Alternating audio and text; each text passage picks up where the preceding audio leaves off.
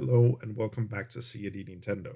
Today we're taking a quick look at this Mipha statue from the First4Figures company. This is of course a Breath of the Wild Legend of Zelda figure, and it is the collector's edition that does have the light in the base, which is basically the difference between the standard PVC and the collector's edition is that it comes with a light. There are a few minor details, but they're very minor. But I really want the light ones because it helps with my display where I don't need too many other lights. Now, you guys know that we have been having quite a few of these first figures lately. We just love their Nintendo collection. There's their Mario and their Zelda collection, but this is the Mipha. This is the first champion that I'm getting from this line. There has been both the Rivali. There has been Obosa. They just opened pre-orders for Daruk a few days ago. There's of course also Link. There's a Zelda. There's a Hylian Shield. There's a Link on the horse and stuff like that. In various price categories, but of the champions, the only one I really wanted was Mipha. And the reason I did that is because she was my favorite from the Breath of the Wild. I just like um, her her personality now, and that was especially because I was playing with the Japanese voiceover. It just spoke a lot more to me than the US actress and the US voiceover, anyways. But yeah, the other thing is that the reason I really like the Saurus is because that they were the original enemies. They've been in the first four Zelda games where they were an enemy until they became like an ally of the kingdom in the Ocarina of Time. Now, of course, you also have the Gorons and the Garudos that came in Ocarina of Time, but they weren't added to the series until that game. But this one was like an OG one, so this one was special to me because this is about as retro or old school as it gets, if that makes sense. Now I'm just gonna open this, but I'm a little bit worried about the trident here because yeah, it's very flimsical, but I'm gonna open it here. Now I have cut the tape on the side of this one just to save some time, but unfortunately, YouTube has an issue with showing knives, like even box cutters and stuff like that, for opening things on video because they classified it as violent. At least that's what we have experienced. So that's why I'm trying to cut this out here. Um, but this one here is again, it's not wrapped up too well or too stuck in there. But again, there's a lot of plastic. There's a lot of wrapping as you can see right here. But I am very worried about the Trident because it's very easy, and I think, and you can see it's kind of bent a little bit, and it moves quite a bit. I think this is the one where we're gonna see the most damages on people's Mipha because where the damage is gonna be. Now, this one does use a USB C cable for the recharge on the back.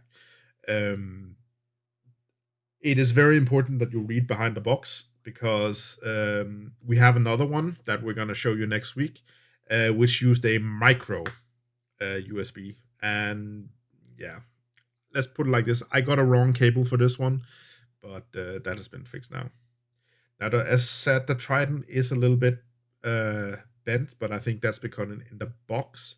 But there are so many things that can move on this, and like that's kind of put it like the fins and the belts and stuff like that.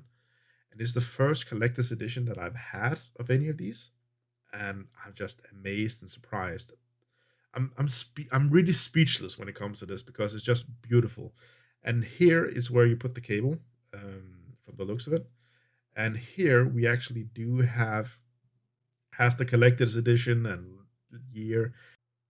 Now there's a rechargeable battery slot. It says 18,500 rechargeable Li ion battery. I've never heard of that type of battery. I don't even know what that is or anything like that. But I'm gonna be using a cable anyways, and as you can see, it's 2022. So yeah, it doesn't get any it doesn't get any newer. Now, I'm gonna put the cable attached to this. I'm gonna light it up because I want to see it. I've been waiting for so long, and sorry, it's coming through. As you can see, I put it in. It lit up immediately, and here on the bottom side, there's a switch that has three settings: off, one, and a second one. So here's the first one. I think this is the static light on it here. So we're just gonna check it out. This looks amazing. The Sheikah slate here and the lighting that lights up to her like this blue light. The light is not as powerful as I expected, and it's only the base that really has the light. Um, Again, what else should be lighting up at her? I'm just noticing this fin up here. It's like just looks awesome. Let me try the other one. And this is the ambient. This should be flashing, if I'm not mistaken. Let's see how it works.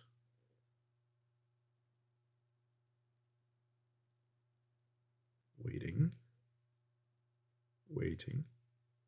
Is it dim? Ah, it dims there. It dims down and then lights back up. Okay, okay. I wonder what the interval is on this. Let's see. Let's try and count from the next one.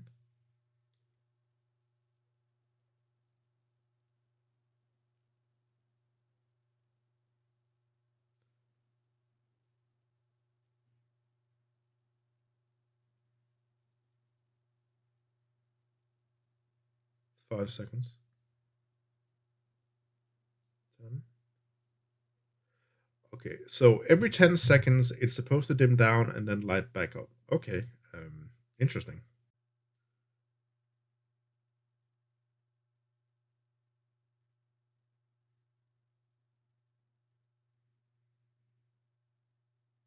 Yeah, looks around every 10 seconds, more or less. But what do you guys think? Do you prefer the ambient setting, like that one that lights up and lights down every 10 seconds, or the static one, that one that lights constantly? Please let us know in the bottom which one you prefer. But yeah, because I'm curious. I'm thinking I'm using the ambient one. Now, if I was to come with a very, very minor critique on this entire champion line, now let me stress that this is very, very minor, is that all the figures they have made is based off the amiibo figure, or how should we say, the the art that was made. There is not really any change except the base, which is a Triforce logo on the amiibo and the Sheikah slate on there. But other than that, it's more or less the exact same. Of course, there's a size difference and how much detail you can put onto the smaller amiibo. But other than that, you know, it looks like they actually added a bit more of the scarf to the big one, to the first figure ones. But again, this is a very very minor critique point. I love these, and I will be getting more of these. Probably not the champion, but I will be trying to get some of the Twilight Princess ones. Now, of course, it does come with this typical backdrop inside the box that of the Sora, you know, world in the Breath of the Wild, and it comes with this leaf pamphlet.